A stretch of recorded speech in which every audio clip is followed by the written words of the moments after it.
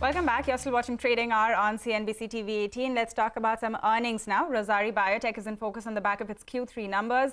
Revenue looks good, but it is, of course, aided by acquisitions. The company's margins, however, look quite weak. They've come in at just around 11% versus 16% that we saw last year. To discuss the quarter gone by, as well as the outlook going forward, we're joined by Ketan Sablok, who's Group Chief Financial Officer of Rosari Biotech. Mr. Sablok, good morning, and thanks a lot for joining us. This is Pavitra. First of all, can you just begin by telling us what is the organic revenue growth? Because what we have right now, of course, this is on the back of the acquisitions of Unitop and TriStar as well. So can you tell us what just the organic revenue growth has looked like? Good morning, Pavitra. And the organic revenue growth is almost 30% on a standalone basis. I think given the current situation that the entire chemical sector, and especially companies like Rosari are in, I think we've been able to ensure that we are having a strong top line growth. So we are on a standalone basis almost in 9 months touched 800 crores plus, which is more than what we had done the full year FY 2021. So organically, 811 crores is the turnover, which is almost 30% growth YOY. And I think we expect the growth momentum on the top line to continue even in the Q4. Okay, Ketan, hi, morning. This is Rima here. Could you talk about your margins? Your margins have fallen by more than 500 basis points. It's roughly around that 11%. What was the impact on your margins due to higher raw material costs? What was the impact due to the integration of your acquired entities? And also from here on, from this 11% margin, what is the recovery? Where do you see your margins in the next 2 quarters? So, hi, Rima. I think most of the margin impact has happened because of the raw material volatility.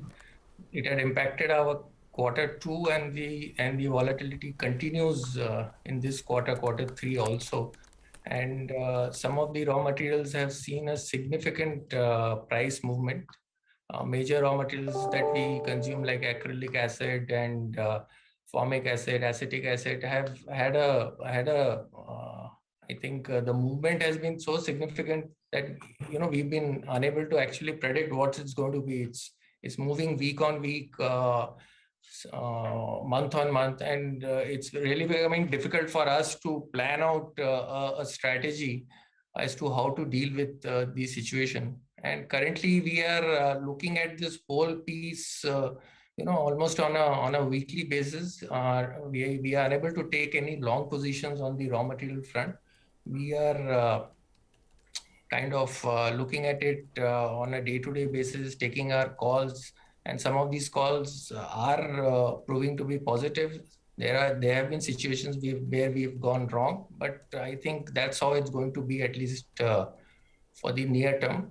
We expect these raw material volatility to at least continue for another 2 quarters. That's what we envisage. So if things kind of improve maybe from Q1 of the next year, then probably we'll be back on track to our margins which we were showing last year. So about 15% plus EBITDA margins is what we have been tracking for the last year. I think we'll come back to that once this the prices become a little more stable. Right, 15 to 16% is what you'll come back to over after the next 2 quarters, when you believe that the raw material situation Recording normalizes. in progress. Mr. Sablok, I'd like to know about what you can control. That is your capacity utilization across your plants. What does it stand at? And at optimal utilization, what could your revenue be? And by when do you expect to reach that optimal utilization? The second thing that you control are new products. How much do they account for in terms of your overall revenue right now? I believe you have that 10% target. By when does that happen? So currently our capacity utilization at our plants is about 55 to 60%. The new facility at Dahej, we said that it'll get into a complete capacity mode by 3 to 4 years. I think we are on track on that front. But as I said, once the raw material situation improves in terms of where we can take long calls and book longer contractual orders, then I think our capacity utilizations will improve significantly. Dahej is currently at about 50% capacity utilization, and Silvassa is significantly higher. And we've also kind of rejigged the product portfolio between the two factories that we have. So we are trying to move the performance chemicals into the Dahej facility and bring more of HPPC personal care at Silvassa. But I think a lot of these strategic calls currently will depend on how the raw material situation moves. And for us currently, the aim is that to have a strong uptake with the current customers, keeping our current customer base strong and ensuring that we are able to service all our customers even during these difficult times. I think that's what's going to prove very, very positive for us on a long-term basis. So it's kind of a short-term pain, which we have to have, keeping the long-term gains in mind.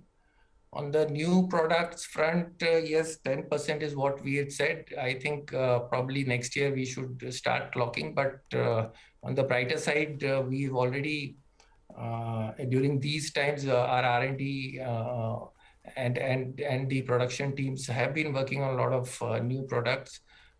We've introduced one product in the current quarter, which is again a disinfectant product, antiviral, which you kind of spray it on the hard surface and it remains effective for almost 30 days. So that's a product we've just launched about last month, and I think that's going to pick up as we move forward. All right. Again, with the Romac acquisition, a lot of technology on the silicon side has come to us. So we've become, in the block silicon technology, we are going to become a big player now as we move forward. So a lot of things are happening on the background. But as I said, currently we are looking at things on a slightly short-term basis in terms of, keeping our customers intact and ensuring that the top line growth keeps happening. All right, Mr. Sablok, we got that. Thank you very much. We will leave it at that today. Thank you for stopping by and speaking to us.